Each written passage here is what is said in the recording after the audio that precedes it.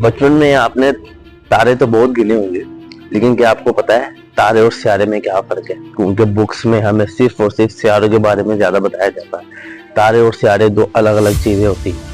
تارے جو ہوتے ہیں ان کی اپنی روشنی ہوتی ہے، جبکہ سیارے جو ہوتے ہیں وہ تاروں کے گرد گھومتے ہیں اور تاروں سے روشنی لیتے ہیں۔ تاروں کا جو ماحول ہوتا ہے وہ بہت گرم ہوتا ہے، ان کا درجہ حرارت نہایت ہی گرم ہوتا ہے، جبکہ سیارے کا ماحول اس بات پر مبنی کرتا ہے کہ وہ تارے کے کتنے ایک قریب ہیں۔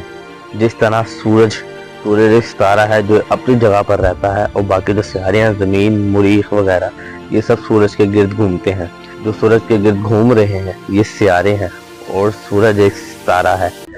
تارے جو ہوتے ہیں وہ کہکشاں میں اپنی جگہ پر رہتے ہیں، جبکہ جو سیارے ہوتے ہیں وہ تاروں کے ارد گرد گھوم رہے ہوتے ہیں۔ اب آپ سوچ رہے ہوں گے کہ چاند بھی ایک سیارہ ہوگا۔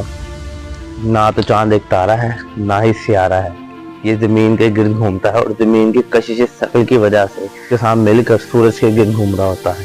چاند سیارہ اس لیے نہیں ہے کیونکہ ہر سیارے کا کوئی نہ کوئی چاند ہوتا ہے، جبکہ چاند کا کوئی چاند نہیں ہے۔ چاند زمین کی صرف ایک سیٹلائٹ ہے۔